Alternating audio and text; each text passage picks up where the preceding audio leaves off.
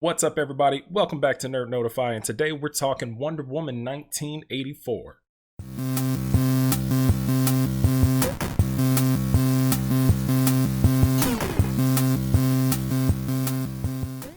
Wonder Woman 1984 is directed by Patty Jenkins once again, and we have a returning cast of Gal Gadot as Wonder Woman / Princess Diana, and Chris Pine as Steve Trevor.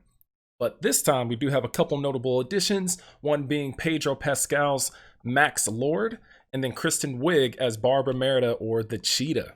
Now, if you've lived on the internet at all here the past few days, since the film released on Christmas Day, there's obviously been a lot of reactions online. It seems like this is another one of those films that is not decidedly mixed, but definitely is giving a lot of mixed vibes, whether you're going to like it or you're just going to hate it. There doesn't seem to be a lot of middle ground for some people.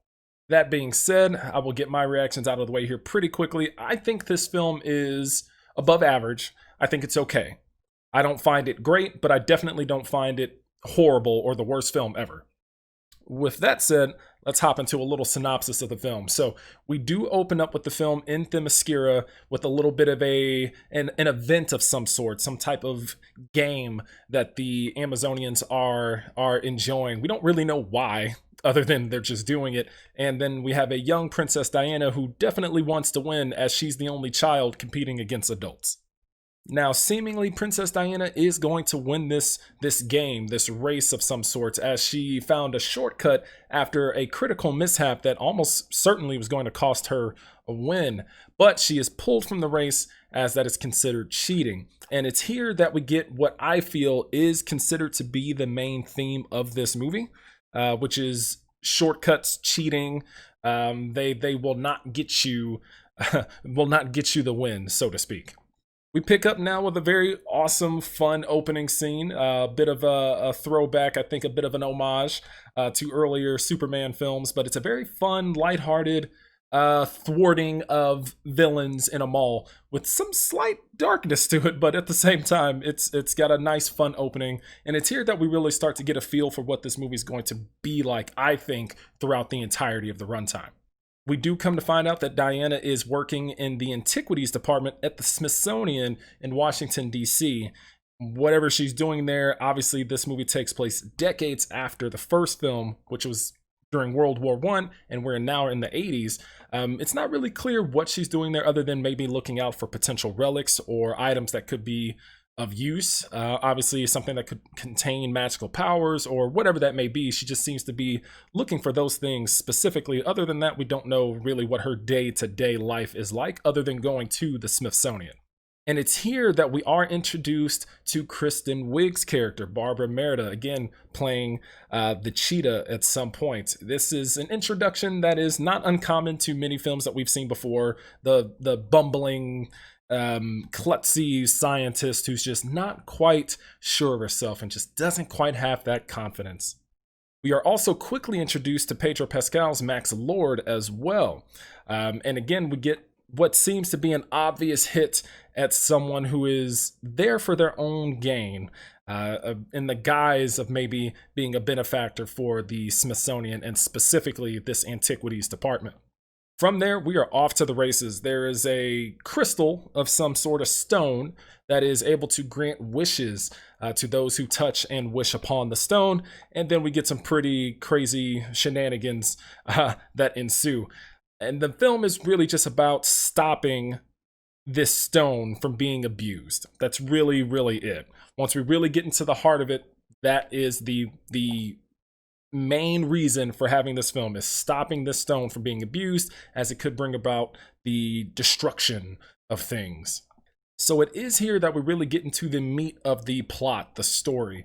It's really about stopping the misuse of this stone, as in the wrong hands. Of course, it can do very terrible things. Even with those with good intentions, it seems to come at a cost. So we've seen this used in movies before, but really, again, the point here is that they are trying to get this stone out of the hands of course, our main villain, Maxwell Lord, before something really, really bad happens.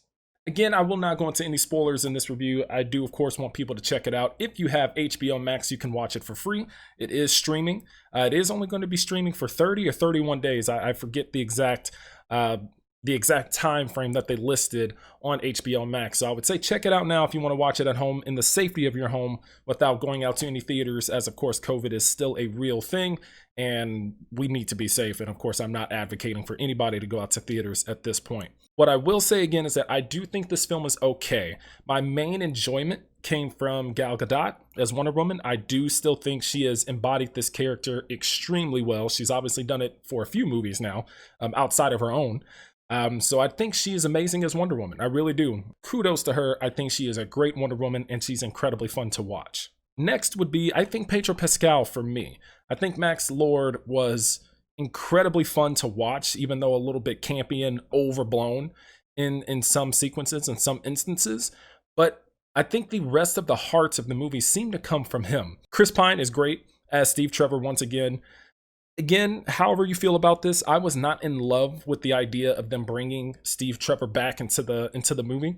I didn't want a rehash of that dynamic that was Diana and Steve. You know, Diana is a fish out of water. She's learning about the world. It's her first time being in this human world when she first meets Steve in the first film.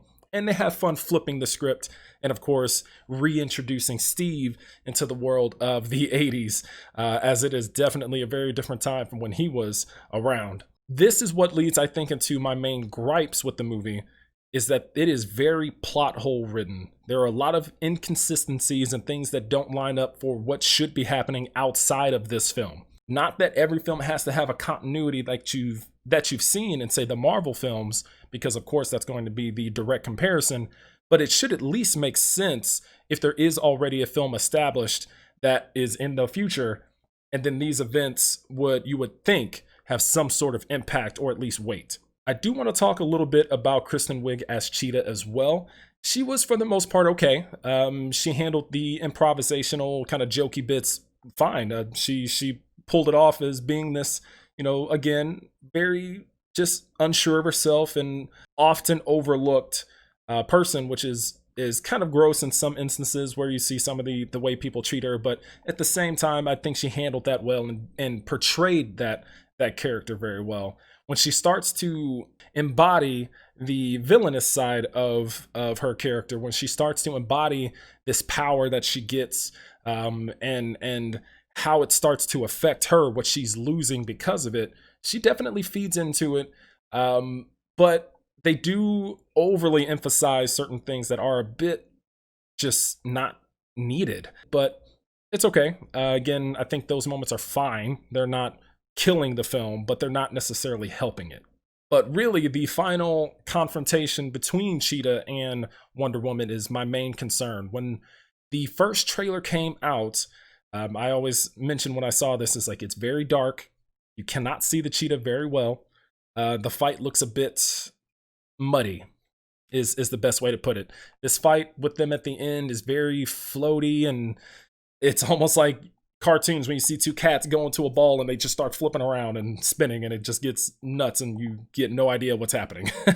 Obviously, we can follow the fight. You can see what's going on. You do know what's happening, but it's not a very well visualized fight.